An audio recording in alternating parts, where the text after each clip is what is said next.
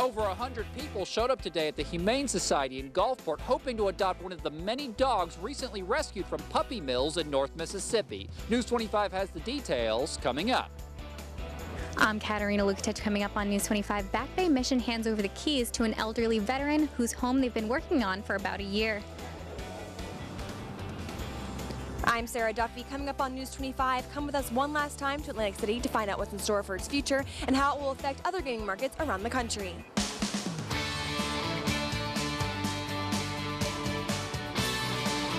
You're watching Wxxv News 25, your local choice at 5:30. With Jennifer Tubwell, Joe Sullivan, and Nick Patrick.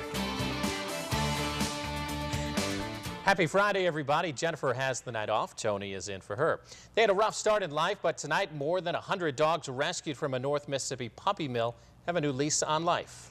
That's right. Nearly 1/3 of those dogs have new homes after the Humane Society of South Mississippi stepped in, fostered them, and handed them over to their new families today. News 25's Mark Armstrong takes us to Gulfport on this first day of adoptions. Wonderful. Perfect. Good luck. You guys together? Okay. Perfect. We've had a great turnout this morning to adopt these animals. We have probably at this point over 100 people waiting. We have 54 dogs available, and so we're hoping that we can not only find all of these guys homes, but some of the animals in the shelter homes as well today.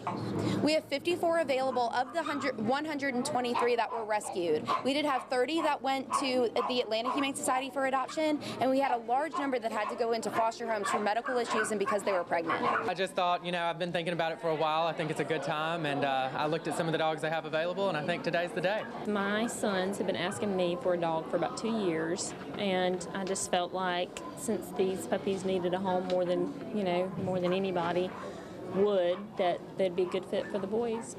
It just breaks your heart when you think of all the turmoil and all the hardships they've had, and we just want to give a good home to them. This is another great example of why people should make adoption their first option when adding a pet to their family. You never know where that puppy that you're buying from the flea market or online or a pet store is coming from. So we want to make sure that we put a stop to this crime of greed and make sure that all of our homeless pets find families.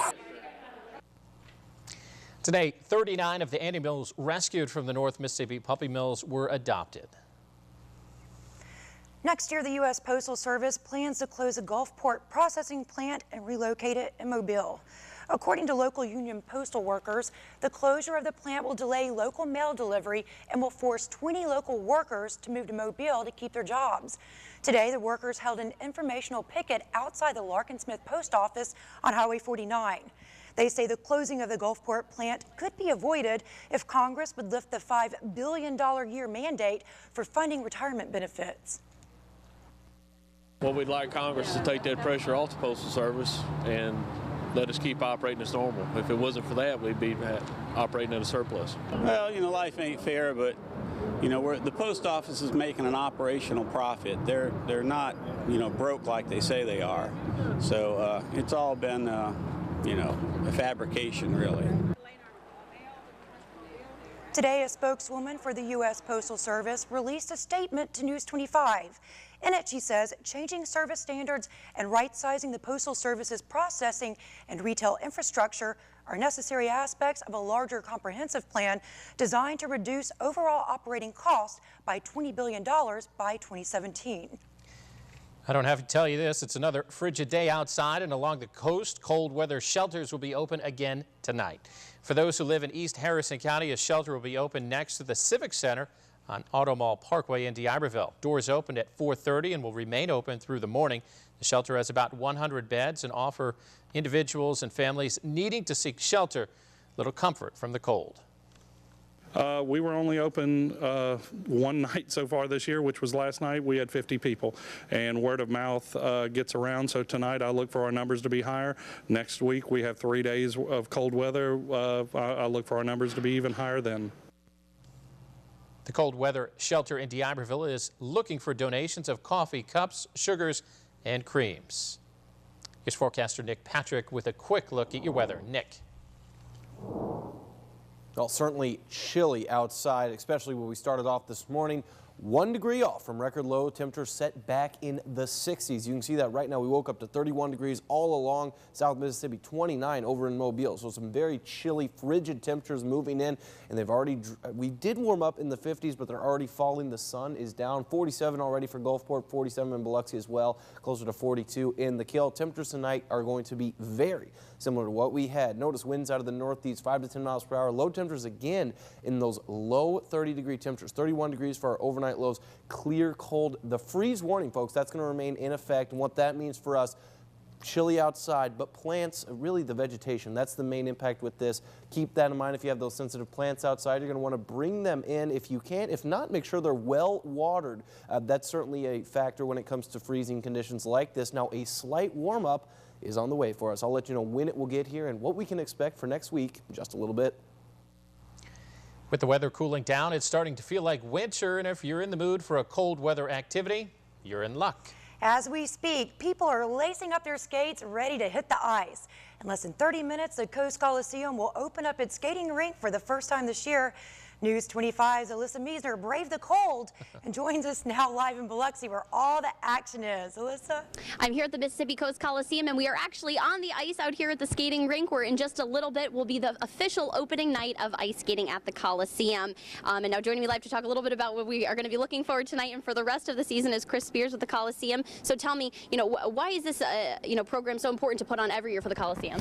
I think the fact that we are the only official ice rink between Baton Rouge and Pensacola means that we give the coast something unique, something fun, and it's only $10, so it's a nice bargain. Absolutely, and so this is probably one of the most popular winter activities. I'm sure on the coast, are you seeing a lot of people coming out to the, each time you have the event? We are. We've got 10,000 slots throughout our entire season, and we found last year that we had a lot of those filled. So yeah, it really is very popular. Absolutely, and I know that we will be sponsoring the event on Sunday, but will you guys be out here too? And I'm sure we'll have a lot of guests. Absolutely, we're expecting some fun times, and I know you guys have hot chocolate scheduled. So I think we do, and I think I'm going to be planning on being out there for that. All right, well, like you said, the ice is empty now, but in just a few minutes it will be filled with ice skaters out here for the official first night of ice skating at the Mississippi Coast Coliseum. Reporting live in Biloxi, I'm Alyssa Meisner. The Bay St. Louis Community Center was hopping with the sounds of the senior prom this afternoon, and we're not talking high school seniors. Senior citizens from all over Hancock County came to the Bay St. Louis Community Hall to relive the glory days of their senior prom. Seniors have been looking forward to this day ever since last year's event, and this year's prom was the best yet, with food, live music, and door prizes. Many broke out their dancing shoes and showed off their skills, which, like a fine wine, only gets better with age. Organizers know the seniors, especially those in homes, miss out on many events in the city. We thought it was a good idea about 2 years ago to try to put on an event in Hancock County for the seniors, because there's not a whole lot of things for them to do like in the public arena. So we decided to put on a senior prom, and we organized it. We did one a year ago now. It was very successful. The seniors loved it, and we did it again now, and we're going to do it again next year. Organizers say the event wouldn't be possible without the full support of the City Council and all of their sponsors. What a tremendous event. That's right, Joe. It's never too old to have fun. All right, in the final part of our What Are the Odds series, we take a look at the future of Atlantic City and go over what casino markets from coast to coast can learn from their mistakes. News 25 Sarah Duffy takes us back to Atlantic City one last time. Not to say goodbye, but good luck. And I'm not saying that people are skewing it, but there's more to what this city is all about than what they're seeing and reading about. After this year's devastating wake-up call, Atlantic City is ready to up the ante. The remaining 8 casinos have invested in their properties, bringing people back to the boardwalk and the marina by offering more than just gaming. And they have the large screen TV monitor in your rooms, and they've added the hottest nightclubs on the East Coast. And when you go to a restaurant, you're going to recognize the chefs from the TV channel. If you haven't noticed, the days of casino markets surviving on just gaming is over. The Atlantic City Alliance warns states debating on legalization or adding more casinos about gaming's false promises. The days of just relying solely on gaming revenue as a panacea for every kind of state trouble, no matter which state you work in, is not the future for anyone. We need to all diversify. Part of being diverse is thinking outside the box. New Jersey's Stockton College just announced plans to purchase the Showboat, turning the former Mardi Gras-themed casino into a college campus. You bring in the money, you bring in people, it helps that, but more important, it provides a much better educated employee base, so that we'll be able to attract some research and development, some high-tech companies. So that's the vision. That's where Atlantic City needs to go 10 years from now. Atlantic City's biggest goal right now is to attract a new kind of customer. We need to rethink about how we do business and what type of business we do. Hence our investment in restaurants, hence our investment in this meeting center. This will bring a different customer in. This will bring a customer in that is not here now.